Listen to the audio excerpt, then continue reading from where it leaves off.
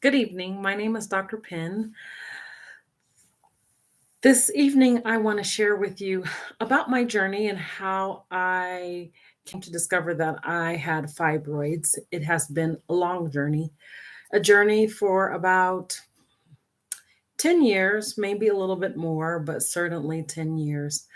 Um, so now I'm 50, but when I was 40 years old, I was in chiropractic school and I was learning about the body. As I had already been in the medical field for 20 years, I was having really bad menstrual cycles. I was invested in a lot of stock with the protection that I used. And during that time, I was having really bad menstrual cycles. I was also having gallbladder problems.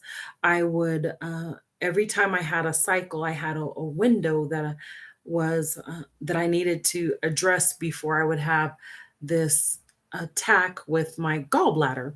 And so within that window, it would help me not vomit. And so uh, that happened, and that happened for about a year. Every month I had a cycle, I would have this really bad um, occurrence that I would heavy bleed. I would get this gallbladder pain. It would really um, shut me down for a day or two. During one bout of this, I had went to the ER. I had did everything that I could do, and then I found myself at the ER. I was crawling literally on my hands and feet, and go and at the desk in the ER, and I was in such bad pain. And when I got there, they addressed me and put me in a room. They took labs, and the labs came back, and they said, "You have gallstones, and you need to get your gallbladder out." Um, but I would tell you, like I would tell all my patients, that there is an inward knowing within us that knows something that is right or wrong. And so that didn't seem to be a very clear answer to me. So I got medicine that night to get me out of pain. They gave me morphine, and I went home, and then I had the most excruciating gas that I had ever had. I didn't know that uh, pain meds give you gas, but I digress. And so during this journey, was, I had braces, and what happened at the end of getting my braces is my filling fell out. And so I didn't have the money then to get my teeth fixed. And so I went about 10 years with no filling in my tooth. Um, it didn't hurt. There was no nerve damage, or there wasn't anything like that. Fast forward to 10 years. Um, 10 years later, I had to have a root canal. Same tooth. I had to have a root canal. My tooth broke. And when my tooth broke, I was devastated, because I thought, oh my gosh, people had told me about when you have bad teeth, you in your teeth break, you'll feel this nerve, and it'll distract you, and it'll cause you some pain. And so I thought that was going to happen to me, but it didn't. Only to find out that earlier that year, I also had pancreatitis. I was having heavy bleeding. And every night I would come home, I was so tired that I would just go to bed. I would come from work, I would go to bed. I went to work. I scheduled my whole day around my energy levels. Now, prior to my discovery, I was very energetic. I mean, the people who know me know that I'm so energetic, and that um, hello. Hey, Malcolm. How are you doing?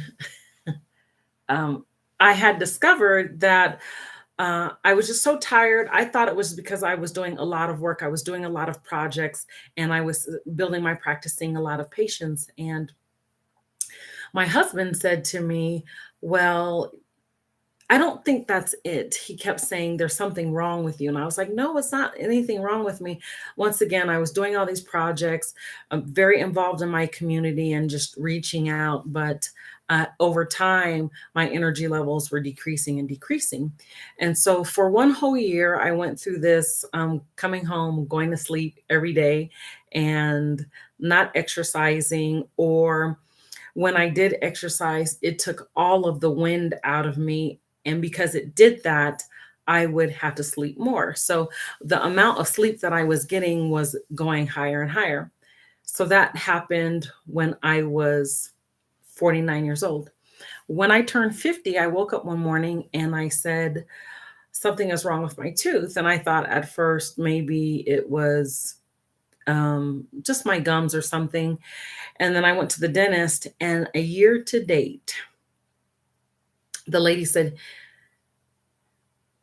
I think maybe you might have some teeth sensitivity, because I didn't want to hear that I needed another root canal. I didn't understand how from one calendar year to the exact date that I would need to have another root canal. So I went and got a second opinion. And in the second opinion, the guy said, "You need a root canal." And I was like, how could that be? Why wasn't somebody looking further at my teeth? Because I didn't have a good experience the first time I had a root canal. And I didn't want that same experience the second time. And so that happened. And then sometime in between, that happened in April, and sometime late April, I went to the doctor and I said, I want a whole metabolic panel drawn on me so that I could look and see where I am health wise, diagnostically, with the labs. And she did. One test she did not draw was the CBC. So later on in May, I went back to my doctor or PA, and I said, I am having the worst pain that I've ever had. I am having a burning sensation inside out in my lower left quadrant, and I want an ultrasound. And so the she was like, "Well, let's do some labs first." And so I said, "Fine." She said, "Well, we don't have anything to compare your CBC to, or your hematocrit, because I didn't draw that the first time." So I was already frustrated because that was part of my request initially. And then secondly, so she did it this time. And then when my labs came back, my hemoglobin was 9. A normal hemoglobin should be between 13 and 16, and mine was 9, which explained why I was so tired all the time. As I did more research, because I thought it was very strange that when I was 40, I had pancreatitis and my tooth fell out and my tooth broke. And then almost 10 years later, I had pancreatitis and then I had to get a root canal. So I thought that was really interesting. But what I learned is that when one has fibroids, the fibroids take so much of the nutrients out of your body, and the blood flow actually goes to your uterus, and it gives nutrients to those fibroids, so they grow and they grow and they grow. And in the course of that, you also become anemic, but also you have really bad menstrual cycles. So for any of you ladies who have had those sensations, then that could answer some questions for you. But I want to tell you about my journey along the way. I told you a little bit about when I was 40. Before I was 40, I was an avid runner. I ran all the time. I ran many races. I think the year leading up to being 30, when I was 34, I ran 12, 12 races in one year. When I was 35, my hormones changed. I noticed that they changed, but I couldn't tell you how they changed. Um, When I was 40, my hormones changed again, but this time it was very significant. It was significant because the menstrual cramps that I was having, I had never had before, because the bleeding that I had was never so heavy. And I wasn't able to exercise. I couldn't understand why I couldn't run for hours as I had did previous years. I can only run for 8 minutes. And in that 8 minute time, I would get leg cramps and my leg would hurt and I was breathing very heavy. I had gained all of this weight. So I was a single parent, and from the time that I had my son, I gained a pound every year. And so I was in the 160s, and then the next few years I was 170, and then I was 180.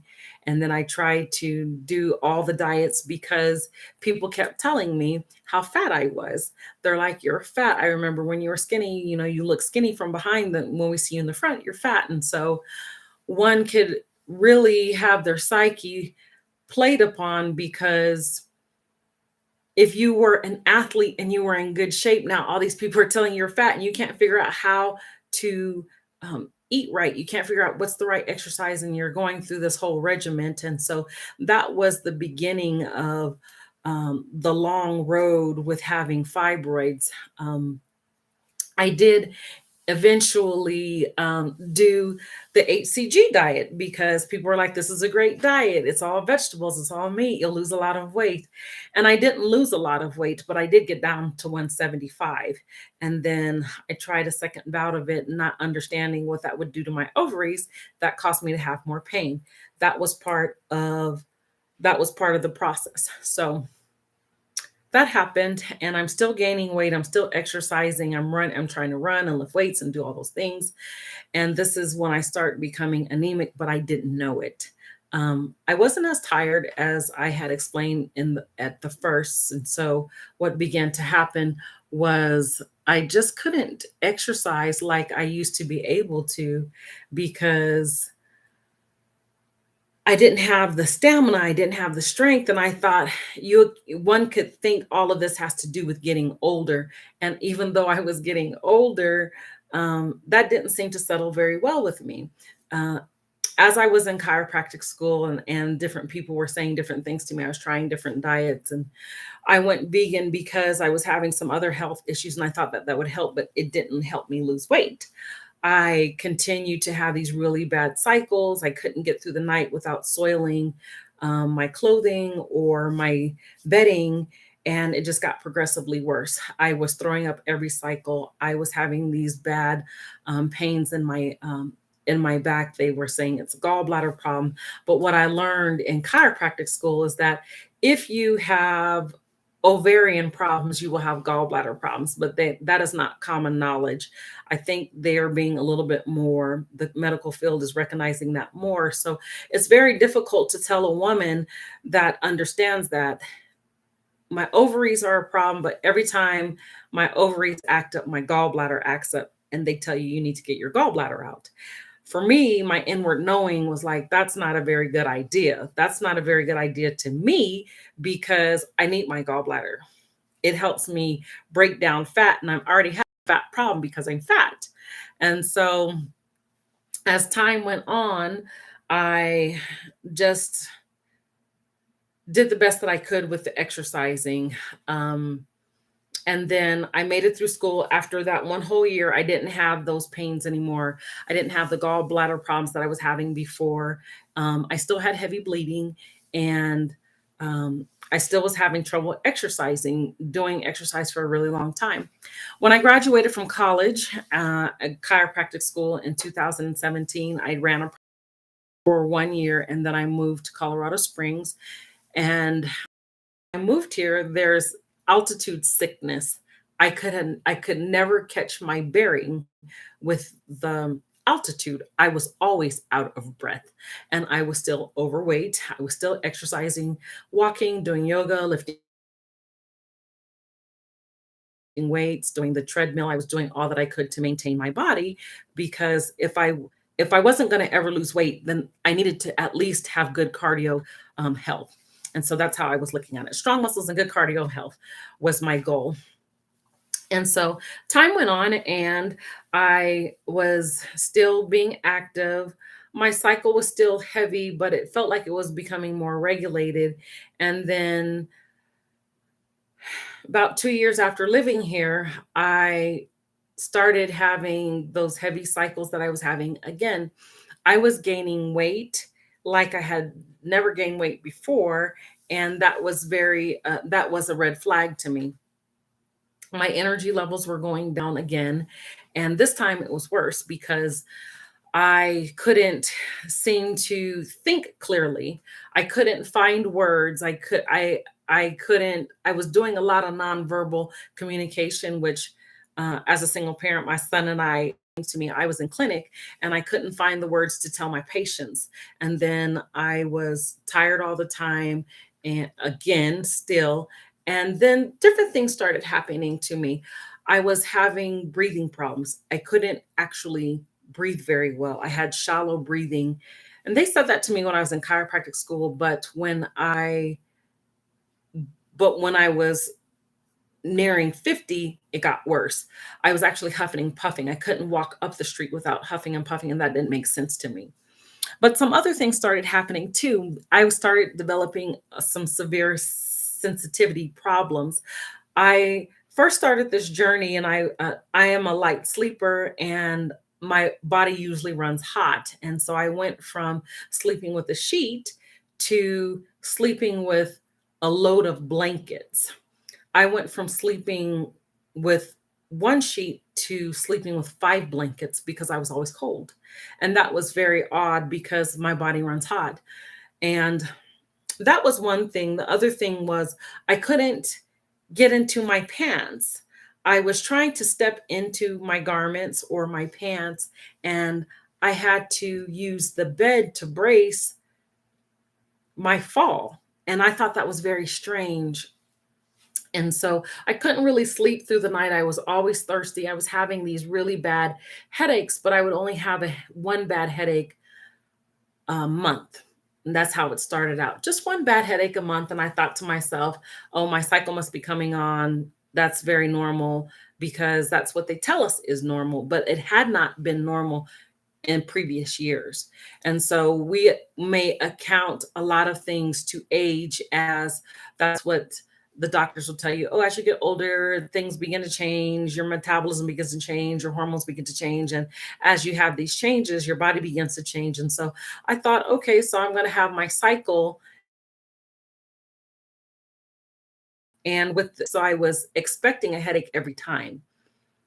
And I did. I got a headache every time. Just one night, it was really bad. And then I would bleed really bad. I had a normal cycle. Here was the kicker. I had a normal cycle. It was 4 to 5 days. And on the second day, I bled like crazy. I went through a pad and a tampon in an hour. And this happened anywhere from 6 to 8 hours. And I didn't grow up in a family that talked about these things. So I was just like, well, what do you do when those things don't work? And she was like, wear the panties. And I was like, oh, that sounds like a simple solution. I was bleeding through the heavy pad, and I was bleeding through the panties through my clothing. Just one day.